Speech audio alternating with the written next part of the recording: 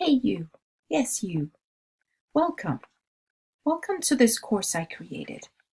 It's based upon the 13 goals for a witch that you see on the screen. Each time we meet, we will work on one of these goals. In the previous 9 videos, we covered know yourself, know your craft, learn and grow, apply knowledge with wisdom, achieve balance, keep your words in good order, keep your thoughts in good order, celebrate life, and attune with the cycles of Earth. Today we delve into number 10, breathe and eat correctly. Let's start with breathing correctly first. Breathing is usually an unconscious process. However, there are some optimal ways to breathe. What happens when a person breathes? Breathing or respiration is a complex process of air exchange that involves the following parts of the body. The lungs. These are a pair of spongy organs that sit on either side of the chest. The lungs expand when a person breathes in and contract when they breathe out. Each lung is surrounded by a thin membrane called a pleura, which protects the lung and allows it to slide back and forth during breathing. The diaphragm. This is a thin muscle that sits beneath the lungs and above the abdominal cavity. Its up and down movement helps the lungs contract and expand. The intercostal muscles. These are muscles that run between the ribs. They assist breathing by helping the chest cavity expand and contract. The lungs, diaphragm, and intercostal muscles work together to allow a person to breathe. To breathe in, the diaphragm contracts and moves downward. This increases the space in the chest cavity, allowing the lungs to expand and fill with air. To breathe out, the diaphragm relaxes, reducing the space in the chest cavity. This causes the lungs to deflate and let out the air. Although breathing is a natural process, some people may be surprised to learn that there is a right and a wrong way to breathe. The American Lung Association provides the following advice on how to breathe correctly. Breathing through the nose can slow the breath and make the lungs work more efficiently. It also facilitates the intake of nitric oxide, which helps with oxygen transportation throughout the body. Breathing through the nose also allows the nostrils to filter toxins and allergens from the air, thereby preventing them from entering the body. The nostrils can also warm air that is too cold and humidify air that is too dry. However, breathing through the mouth is sometimes necessary if a person is exercising or has sinus congestion.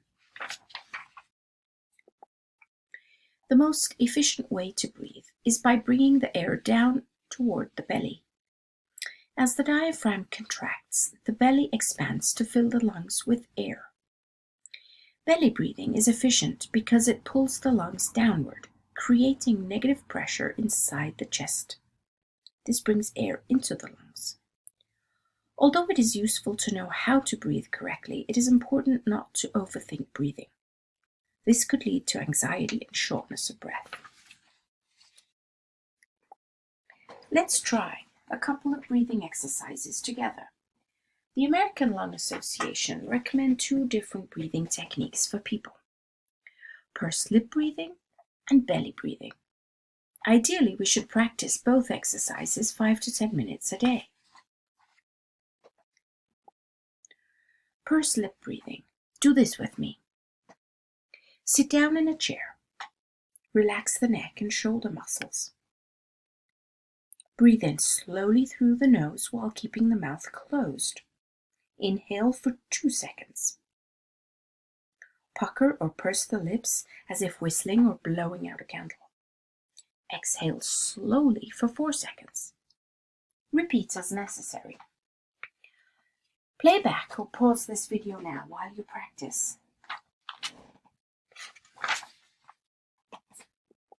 Now let's try belly breathing. You can do this while lying down or sitting straight up in a chair. Please join me. Place both hands on the abdomen, feeling the rise and fall of each breath. Close the mouth and take a slow breath in through the nose, while feeling the abdomen rise and inflate like a balloon. Breathe out slowly through pursed lips as if blowing bubbles, with each expiratory breath taking about 2 to 3 times as long as the each inhalation. Pause the video and repeat these steps for 5 to 10 minutes. Keep the hands on the abdomen to help improve awareness of the correct breathing technique.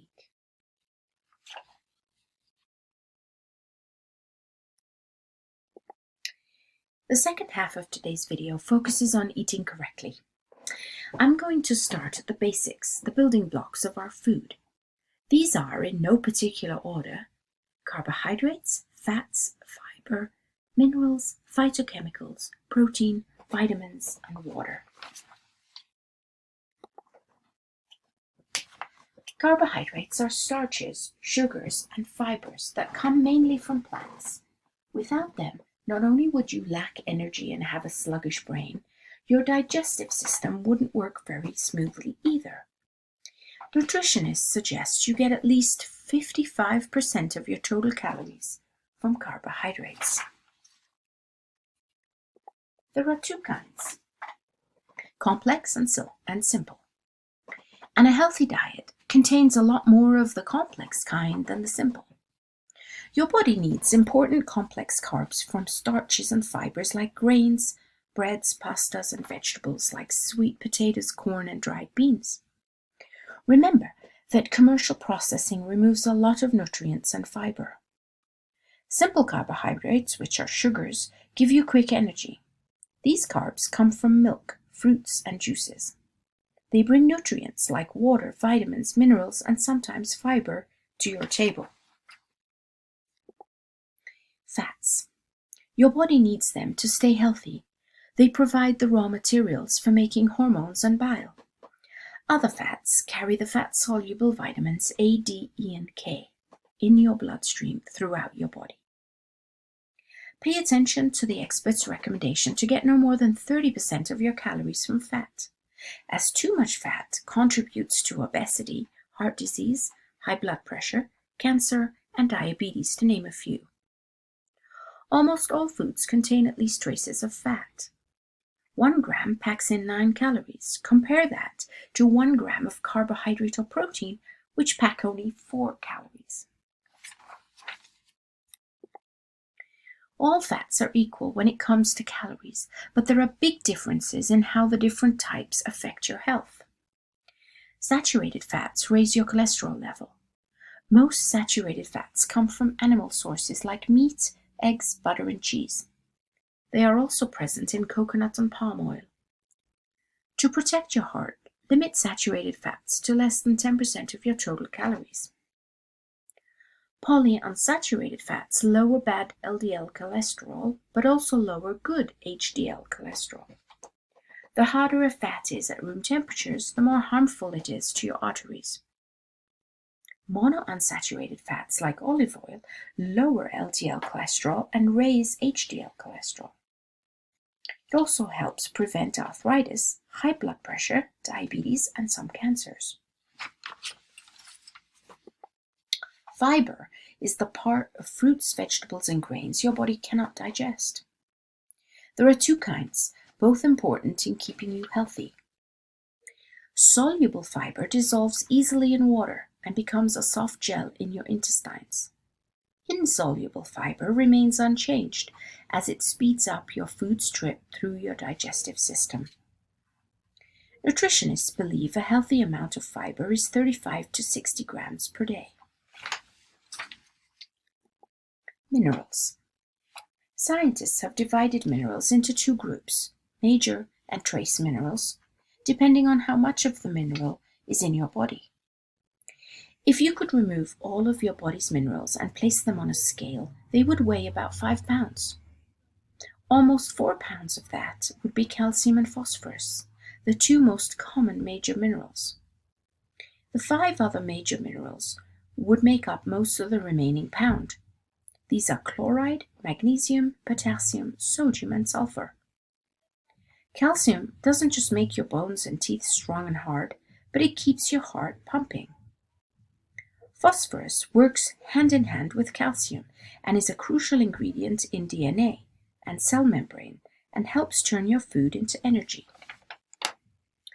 Chloride is a main ingredient in your digestive stomach acids and helps assure all your body's cells get their fair share of nutrients. Magnesium helps keep your bones and teeth healthy and makes sure calcium, potassium, vitamin D, and proteins do their jobs. When you flex your muscles, you need magnesium to help them relax again. Potassium keeps blood pressure steady, maintains heartbeat, balances water in your cells, and assures your muscles and nerves work properly. Sodium is needed to maintain a body's balance of fluids. Sulfur isn't really good on its own, but is part of other ingredients like thiamine and protein, giving protein its shape and durability like hair, nails, and skin. Trace minerals are like iodine, iron, selenium, zinc, chromium, copper, fluoride, manganese, and molybdenum. Phytochemicals. Natural chemicals in plants called phytochemicals or phytonutrients are found in fruits, vegetables, herbs, and spices, and have been used to treat and prevent diseases since ancient times. The best way for you to get the most benefit from phytochemicals is to eat whole foods. Some of the more common ones are carotenoids, found in light yellow to red plants, flavonoids, also yellow, orange, and red plants, organosulfur compounds like what's in garlic, and phytosterols and polyphenols. Protein is part of every cell in your body, and no other nutrient plays as many different roles in keeping you alive and healthy. It is important for the growth and repair of your muscles, bones, skin, tendons, ligaments, hair, eyes, and other tissues. Without it, you would lack the enzymes and hormones you need for metabolism, digestion, and other important processes. Your body needs many different proteins for various purposes. It makes them from about 20 building blocks called amino acids. 9 of these are essential amino acids, which means you must get them from food. The others, known as non-essential, can be made by your body, so you don't have to eat them. You don't need more than 10 to 15% of your total calories from protein. Vitamins. You cannot live without them. Luckily, you'll find plenty in grains, legumes, fruit, vegetables, and other healthy foods. Vitamins are critical for everyday bodily functions like digestion and thinking. Some vitamins also act as antioxidants. All vitamins are one of 2 types: fat-soluble or water-soluble. Both are equally important. Your body just uses them in different ways. Vitamins A, D, E, and K are absorbed, transported, and stored with bile and fat in your body. Thus, they are the fat-soluble vitamins. Vitamins B and C are the water-soluble vitamins that float freely in your blood or in the watery fluid between your cells.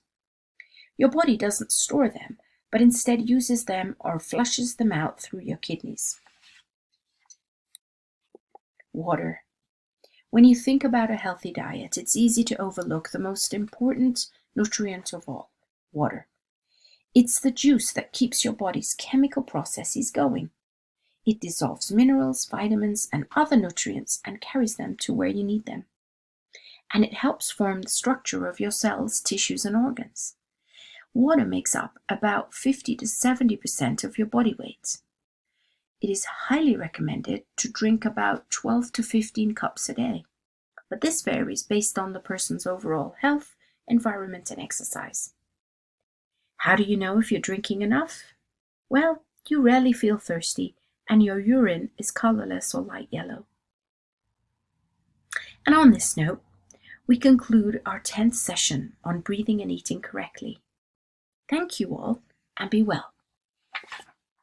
And here's my contact info if you have any questions, concerns, complaints, or compliments.